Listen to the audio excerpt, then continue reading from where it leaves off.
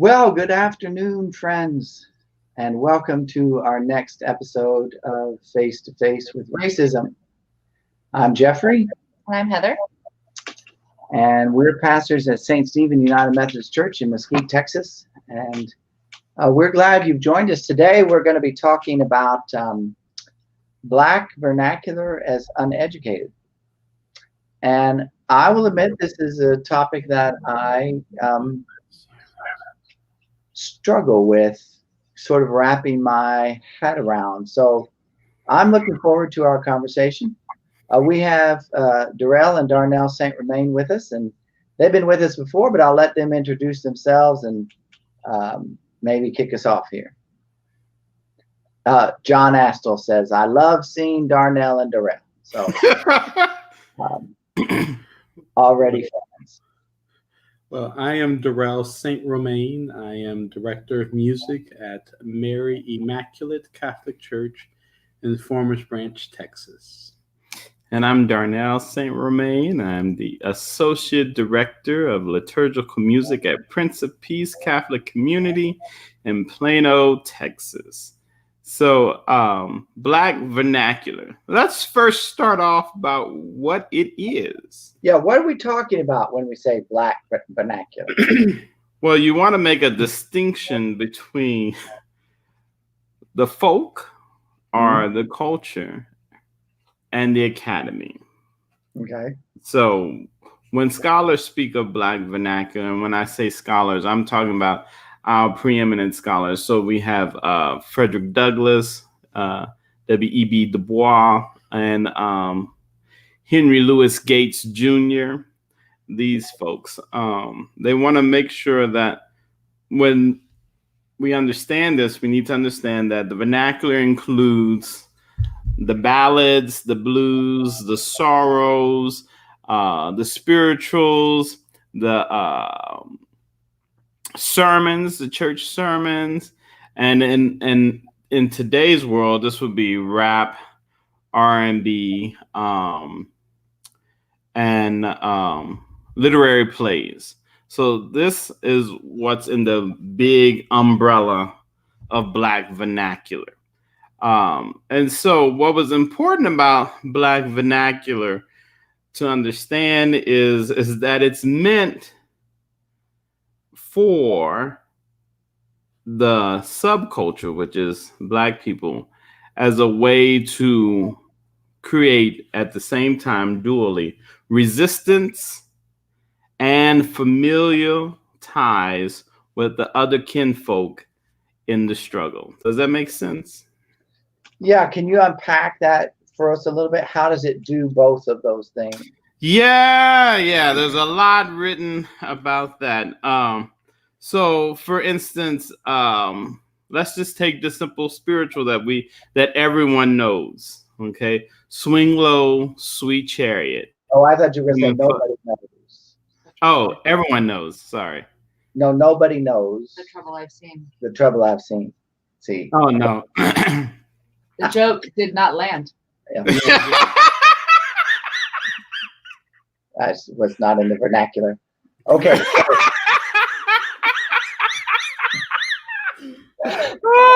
Swing low, sweet chariot, coming for to carry me home. Swing low, sweet chariot, coming. Yeah. So we all know what chariot we're talking about, but some of us don't know.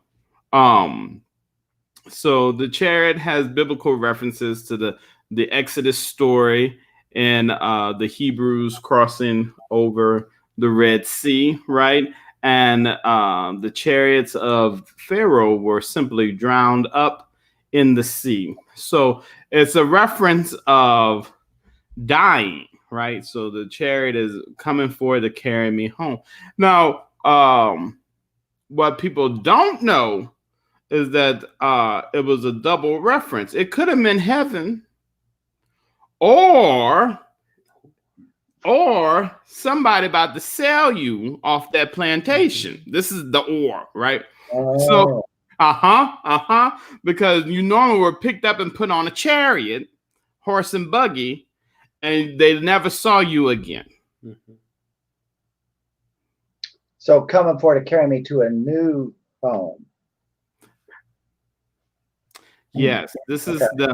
the double voice, the double entendre that's present in these coded messages. But today, we're singing it at funerals mostly, right? But it did have that other subtle reference of not seeing your family members again or your friends, right? And so you sung this song as to create a geographical reference of where you wanted to be, but not physically present, right? You knew you were going to somebody else's plantation, but you wanted to be in heaven, right? Because in heaven, none of this oppression would no longer exist. But those double speaks are all over the Black vernacular. And some things will always be that way as long as Black people are in a struggle, especially during the pandemic, right?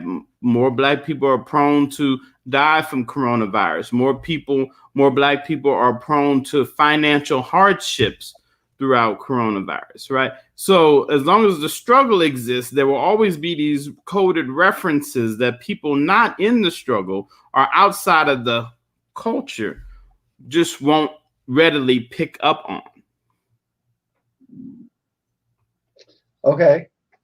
That is, if I understand you correctly, the view of the Black vernacular from the academy. No. I said we needed to make a distinction, but the academy is the one where we can go and write, where the scholars write about it, so we understand, so other people can understand the double speak. Okay. Mm-hmm. And then the other side of that, the folk side of that, is. No, the vernacular and the folk are the same, Jeffrey. Oh, okay. So we just want to make a distinction. Just because scholars are studying Black vernacular doesn't mean that they are not privy to what's happening into the academy, right? Okay. They sort of have a feet in both worlds. Got it. Yeah. But for most people, scholars want you to understand that just because the folk, that's how they refer to them, the folk speak a certain way, it doesn't mean that the folk are no less of a person, right? We can't romanticize that lived experience, right? Their political function in the world, because they have one, and it's quite powerful. But most times, that's overlooked. We want to romanticize it and have quaint little stories and all of this and that. But it's more about a resistance and a perseverance through the resistance. Anything you want to add? No, keep going. Oh.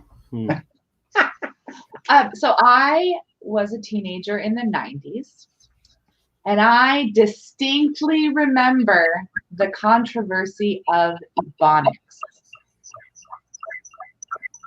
And we have a circle going on. Uh-oh.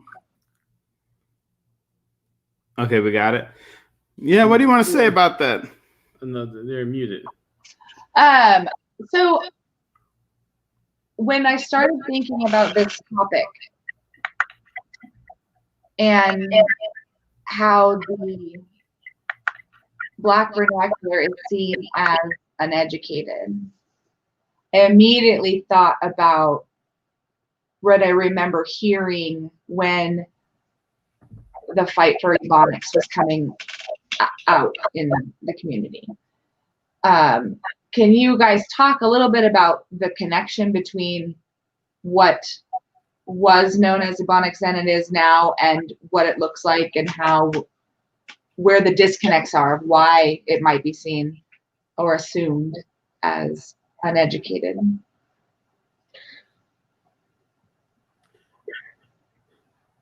In note taking, right, there's something that's called shorthand. Of course, I never learned it. I still don't use it. But the quickest reference I can make to those who remember the Ebonics or what all that was the shorthand of speaking English.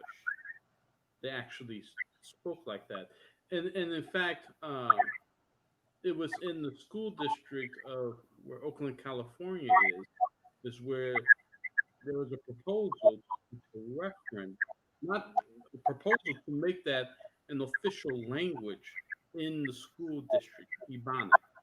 Um, and the superintendent at the time, who is a Baton Rouge native, uh, rejected that proposal. Uh, and so the way this speech went about was very short and disconnected, and people around you knew what you were saying, but as far as living that or hearing it in real English, that was never a case. And it had very much controversy, but Ebonics was only brought into the national news because of that proposal. I can't say that I heard Ebonics in South Louisiana. Did we have shorthand and slang? Yes, but I don't know if that's considered Ebonics or if it was Ebonics. But yeah, I remember that greatly. But I think it doesn't even have to be a subgroup or a culture, but every era has its so-called, well, I guess, slang, uh, and so that would be most reference to when talking about Ebonics. Uh, yeah, there have been a lot of racial jokes about Ebonics, a lot of disparities when it came to that, uh, because of the education system and the way it is, and with regards to funding and not having a real chance for blacks to experience what we consider as normal speaking English. This still happens today, where grammar is a huge issue in education of minorities. Right. When we talked about microaggressions and people saying, "Oh, well, you're so articulate," and that sentence is followed by in their head for a black man or for a black woman or for whatever, right? Like, so yeah. Also, on the flip side of Ebonics, the suggestions were made from people of European descent, as if to say that if we give them this out, right, they can speak, we can call Ebonics an official language and they can communicate in their own language. But what they were really saying is that these people are not smart enough to learn English. That's the real implication behind that. And so that is not the case. Black people are very smart. You just read the lyrics of Tupac Shakur. Don't listen to the music. Just print out the lyrics and read them. Okay, you're gonna see how educated this person was. Right. The same thing with Kanye West. Even though he's a little crazy, just print out his lyrics, and you will see the education level. But that's because there's always got to be the hierarchy of superior, not and inferior. But that just doesn't need to exist. So that's where I think critical for us that this becomes a matter of covert racism, right? When it becomes a matter of superiority, inferiority. And what I think is helpful, Darrell, what you said is that this is, now we're talking about speech patterns, right? Mm-hmm. Speech idioms. These are shorthands or code, but let's think of them as shorthand rather than code. I mean, there are probably both things going on at the same time, mm-hmm. right? But the things that often get, I mean, in a sense, the code is very educated, right? Because there's double meanings there. And it's in fact so educated, that outside educated people can't decode the code, right? Then there's the shorthands, which I think is often what gets pointed to as illiterate or uneducated, right? But if we look at these, if we think of that, I think it's helpful to think of that as shorthand within a subculture. It's not intended necessarily to be used in other contexts, right? Exactly. So you might say, oh, Lord, LAWD, if you're going to write that out, even though it's probably never meant to be written out. Mm-hmm. You might say that in everyday speech, but then when you went to go write a liturgy for Mary Immaculate, you wouldn't write that down that way, would you? Because that's not the same context. Is that right? No, right? No. It's not the same context. Right. Yes. So it's the same thing, Jeffrey, like in your space. Like if you invite a black preacher to come and preach, he will not preach the same way in your space as he does in his space, right? Well, disappointment, but because it just won't go over sometimes. Right. The Right. cadence is going to be different. The Right. references are going to be different. Right. You know? But I think I'm struggling with this because I think we're still using the white experience as the base model. Yeah, factory reset in America is white people. Yes. So, and that whole experience. but that is the case. I can write an academic paper right now and it will pass because all I have to do is point out the differences between any subculture. And I don't ever have to speak about the dominant culture because we know what that is. Because I never have to give it time. The blank piece of paper on which you wrote the paper, right? But Heather, go back to your point though, before I interrupt it. Yeah. No, it's fine. I'm struggling because I think when we talk about slang or idioms or shorthand or anything like that, what we are comparing it to is white European descent English, and that's what we're measuring someone's articulateness. What's the word? Mm-hmm. I don't know, articulateness. That's good. Against, instead of. Oh, you just ended the sentence with a preposition. Yes. Instead of just you letting must not them. Be educated. I'm not. I don't even know how to use that, friends. It's fine. But yeah, so I mean, that's where I find it so problematic. Is like we can talk about how people can code switch. Like that's great. It's fantastic. But not everybody can do that, and that doesn't mean they're not articulate. Right. So, I mean, this actually brings up a good point that I think is helpful in comparison. I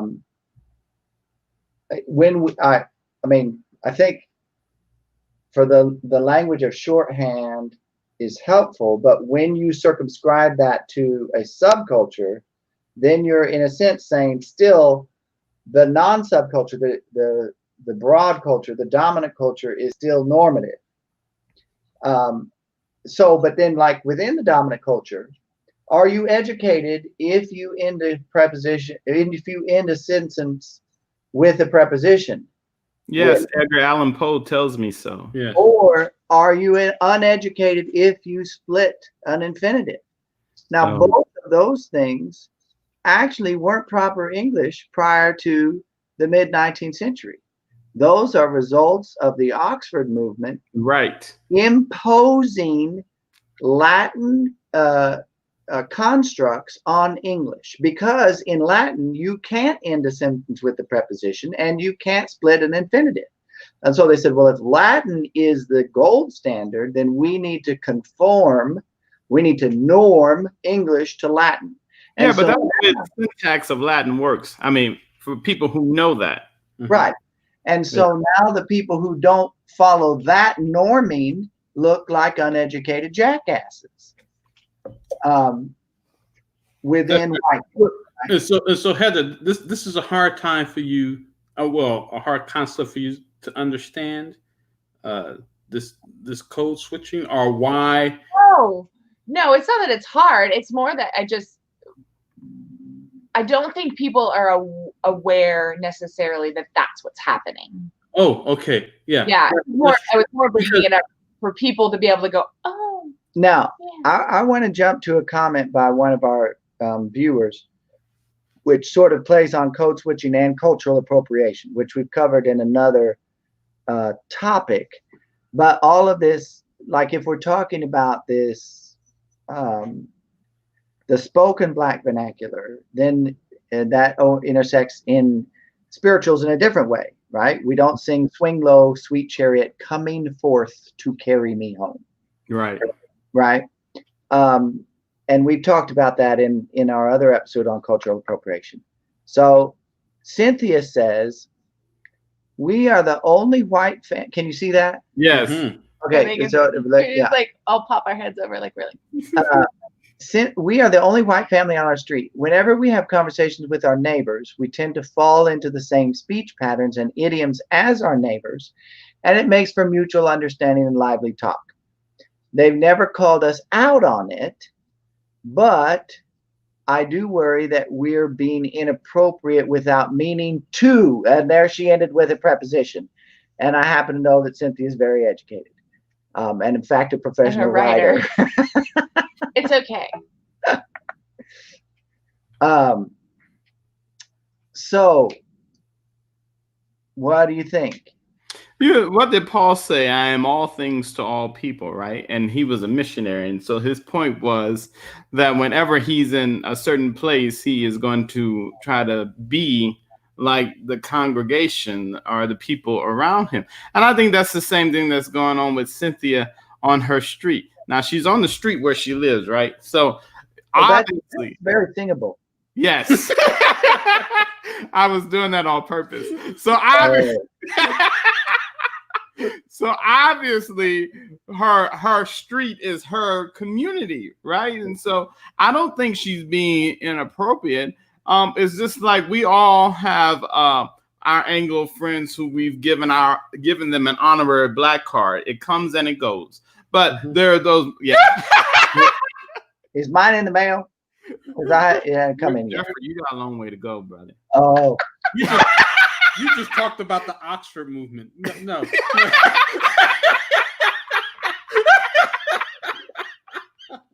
Some people say I'm still waiting on mine. Okay. But I don't think that's inappropriate. Now, there's always somebody can always take it too far. Even people in the culture can take it too far, right? But I don't think people are being if I speak. If I go in to my congregation and talk to whomever, and I use, sayings like, the hermeneutical incarnational ideology of the sacramentality of the whatever loci I'm trying to study, they're not going to know what I'm saying. I don't even know what I just said. Okay. So. I know all those words. I just don't know what they all mean together. Yeah, me neither. Yes. I mean, but that is just like a New Yorker who has lived in Texas for 30 years, and they go back up to New York for about 2-3 weeks, and when they come back down, they sound like they're speaking like they're a native New Yorkan. And so that is the same thing that is happening here. Now, if Cynthia was to talk in that manner to degrade someone, then that's a different story. But I don't think that's what Cynthia is doing here. I don't think so either. I feel like her neighbors would call her on it. Yeah. Yeah. I mean, now this is probably going to be. See, when I say to myself, I shouldn't say this, that's when I should stop talking. But maybe this isn't a good example, but like the use of the N-word, right? Like that can be used within the Black culture, Black to Black. Yes and no. Yes and no. And when it's used, it's never ending in ER. Okay. Oh, it was an A. Yes. Yeah. Okay. Yes. But if And a to if a change white person tries to do that as a way of being in, as a way of trying to be on the inside of the culture, that's past the line, right? they totally crossed the line.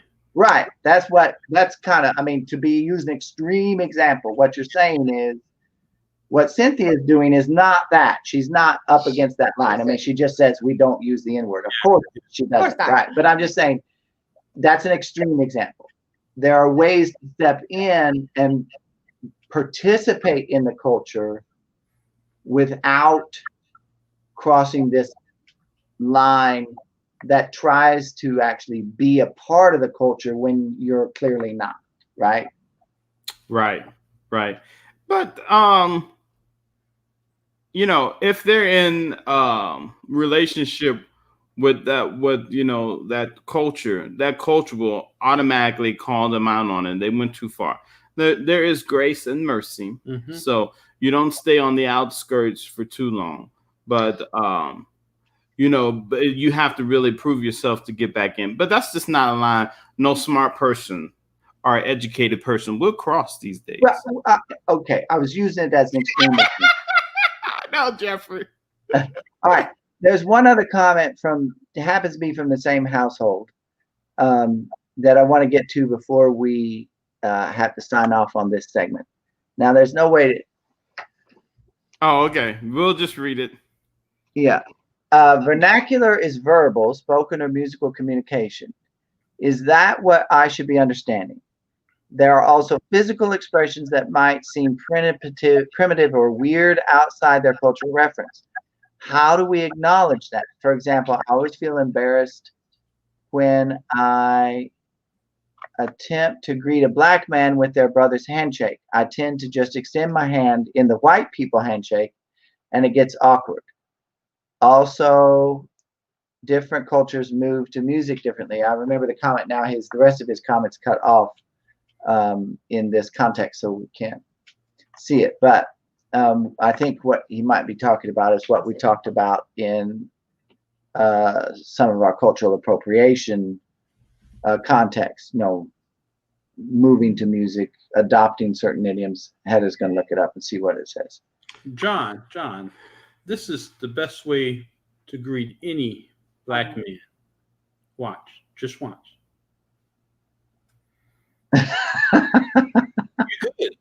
Wait, so what do I do with my hands? You don't have to do anything. You don't have to do anything. I mean, this is something you can't mess that up.